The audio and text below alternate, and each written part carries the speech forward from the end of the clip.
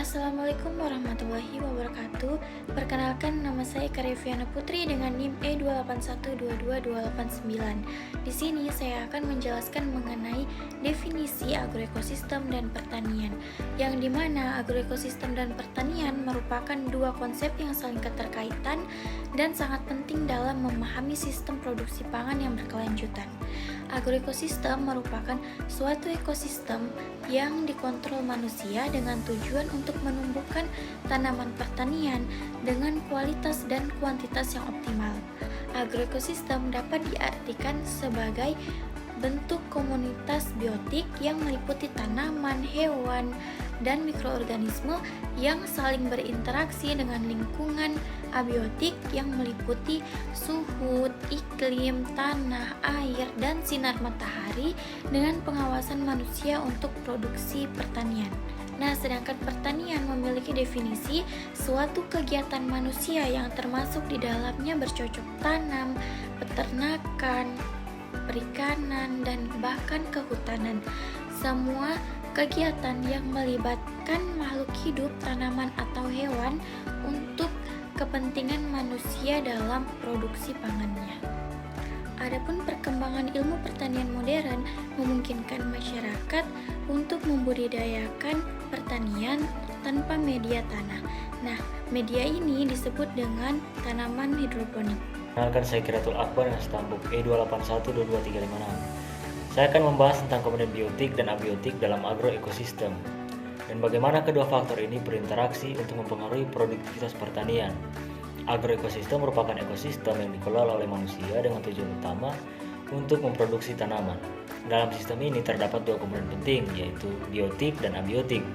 Pertama, komponen biotik. Komponen ini mencakup semua organisme hidup dalam agroekosistem seperti tanaman, hewan, mikroorganisme, hama, penyakit, dan gulma. Mereka memainkan peran yang penting dalam mempengaruhi pertumbuhan tanaman. Sebagai contoh, dalam penelitian yang dilakukan oleh Warsito 2023, ditemukan bahwa hama seperti siput dan kutu kebul dapat menghambat pertumbuhan tanaman. Selain itu, penyakit tanaman seperti layu bakteri juga mempengaruhi kesehatan tanaman. Dan tak kalah penting, gulma seperti Mimosa apodica juga dapat bersaing dengan tanaman utama untuk mendapatkan nutrisi dan cahaya. Selanjutnya, kita beralih ke komponen abiotik. Komponen ini mencakup faktor-faktor fisik dan kimiawi seperti suhu, pH tanah, intensitas cahaya, dan curah hujan. Dalam agroekosistem, faktor abiotik ini sangat mempengaruhi seberapa baik tanaman dapat tumbuh. Misalnya, dalam penelitian yang sama ditemukan bahwa suhu rata-rata 26 derajat Celcius dan pH tanah sekitar 6 adalah kondisi yang ideal untuk pertumbuhan tanaman. Meskipun demikian, variasi intensitas cahaya dan curah hujan dapat menciptakan tantangan tersendiri bagi tanaman. Kesimpulannya, baik komponen biotik maupun abiotik berperan penting dalam menentukan keberhasilan agroekosistem. Keseimbangan antara kedua komponen ini perlu dijaga agar tanaman dapat tumbuh dengan optimal.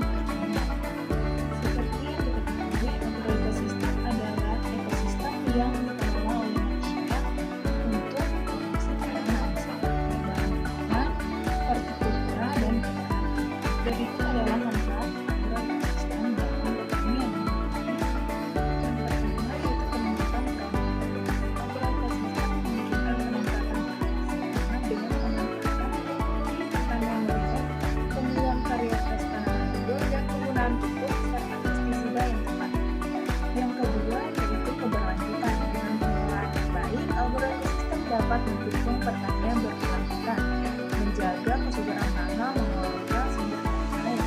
Yang ketiga yaitu pengendalian hama secara alami. Agroekosistem yang beragam cenderung keseimbangan ekologi yang lebih baik, di mana predator alami dapat mengendalikan populasi hama, mengurangi ketergantungan pada pestisida kimia. Yang keempat yaitu efisiensi sumber daya. Agroekosistem memungkinkan optimalisasi penggunaan lahan, air, dan energi. Yang kelima yaitu adaptasi terhadap perubahan iklim. Dengan keanekaragaman hayati yang tinggi dan pengelolaan yang berkelanjutan, agroekosistem dapat lebih tahan terhadap perubahan iklim dan kejadian ekstrim seperti kekeringan atau banjir. Yang keenam yaitu konservasi lingkungan. Agroekosistem yang ramah lingkungan dapat mendukung konservasi tanah, air, dan keanekaragaman hayati, serta mengurangi degradasi lingkungan yang sering dikaitkan dengan praktik pertanian intensif. Yang terakhir yaitu kesejahteraan petani. Dengan pendekatan agroekosistem, petani dapat menghasilkan produk yang lebih sehat dan ramah lingkungan, serta seringkali memiliki nilai tambah di pasar, serta mengurangi biaya produksi dengan mengurangi input eksternal seperti pupuk dan pestisida. Sekian dari pemaparan materi saya tentang manfaat ekosistem dalam pertanian. Nama saya Helmi dengan NIM E2812231. Di sini saya akan menjelaskan sedikit tentang prinsip dasar pertanian berkelanjutan. Jadi, apa sih sistem pertanian berkelanjutan itu?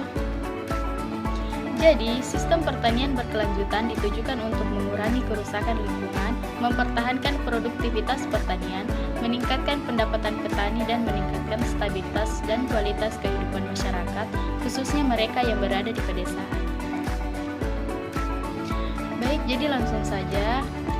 Prinsip dasar pertanian berkelanjutan yang pertama, pengelolaan sumber daya alam, yaitu memanfaatkan dan menjaga sumber daya seperti tanah, air, dan keanekaragaman hayati secara bijaksana. Kemudian yang kedua, keberlanjutan ekonomi, di mana menciptakan sistem pertanian yang dapat mendukung kesejahteraan petani dan komunitas lokal. Kemudian yang ketiga, keadilan sosial, memastikan akses yang adil terhadap sumber daya dan manfaat pertanian bagi semua anggota masyarakat. Selanjutnya yang keempat yaitu praktik pertanian yang ramah lingkungan, yaitu mengurangi penggunaan pestisida dan pupuk kimia serta menerapkan metode organik dan agroekologi. Kemudian yang kelima, pengelolaan limbah, mengurangi limbah dan memanfaatkan kembali produk sampingan untuk meningkatkan efisiensi. Kemudian yang keenam yaitu resiliensi terhadap perubahan iklim, yaitu mengembangkan praktik yang dapat beradaptasi dan memitigasi dampak perubahan iklim. Dan yang terakhir yaitu yang ketujuh, keanekaragaman pertanian, yaitu mengintegrasikan berbagai jenis tanaman dan hewan untuk meningkatkan ketahanan sistem pertanian. Nama saya Ines Parman dengan E2812276. Ini saya akan menjelaskan teknik pertanian berkelanjutan. Pada awal tahun 1980, istilah sustainable agriculture atau yang diterjemahkan menjadi pertanian berkelanjutan digunakan untuk menggambarkan suatu sistem pertanian alternatif berdasarkan pada konservasi sumber daya dan kualitas kehidupan di pedesaan. Sistem pertanian berkelanjutan ditujukan untuk mengurangi kerusakan lingkungan, mempertahankan produktivitas pertanian, meningkatkan pendapatan petani, dan meningkatkan stabilitas dan kualitas kehidupan masyarakat di pedesaan. 3 indikator besar yang dapat dilihat adalah lingkungannya lestari, ekonominya meningkat atau sejahtera, ekonominya meningkat atau sejahtera, dan secara sosial diterima oleh masyarakat petani. Perkenalkan, nama saya Nanda Putri Marani dengan NIM E2812223. Di sini saya akan menjelaskan tentang apa saja tantangan pertanian dalam masa depan, yaitu kelangkaan pelaku tani oleh umur produktif merupakan masalah dalam keberlanjutan pertanian di Indonesia. Pada ketersediaan SDM sebagai pelaku usaha tani dan lahan pertanian, penghasil pangan untuk menunjang ketahanan pangan seluruh masyarakat. Jika hal ini dibiarkan akan terjadi tahapan penurunan terhadap luas lahan garapan dan jumlah petani dan lahan garapan secara signifikan dari tahun ke tahun, yang pada akhirnya akan mengancam ketersediaan pangan negara dan berujung pada impor komoditas pangan untuk memenuhi kebutuhan hidup. Ketidaktersediaannya lahan garapan dan berkurangnya tenaga kerja pada sektor pertanian karena penuaan usia manusia sebagai pelaku pertanian merupakan hambatan dalam pembangunan berkelanjutan dan keberlangsungan pangan masa depan. Berkurangnya tenaga muda pada sektor pertanian merupakan ancaman serius bagi keberlanjutan pangan suatu negara. Pentingnya regenerasi petani untuk menopang dan menjamin tersedianya bahan pangan sebagai pewujudan dari ketahanan pangan merupakan syarat mutlak pembangunan pertanian berkelanjutan, termasuk dalam solusi pemecahan masalah terhadap penuaan sumber daya manusia dalam pertanian. Ketidaksetaraan pembangunan dan under value pembangunan pertanian saat ini dan seterusnya bukan terbatas pada peningkatan produktivitas, tetapi bagaimana suatu kebijakan yang dibuat dapat menempatkan peran petani dalam proses pembangunan dengan meningkatkan dan mempertahankan SDM dan sumber daya alam dalam menunjang pembangunan keberlanjutan dalam sistem tersebut.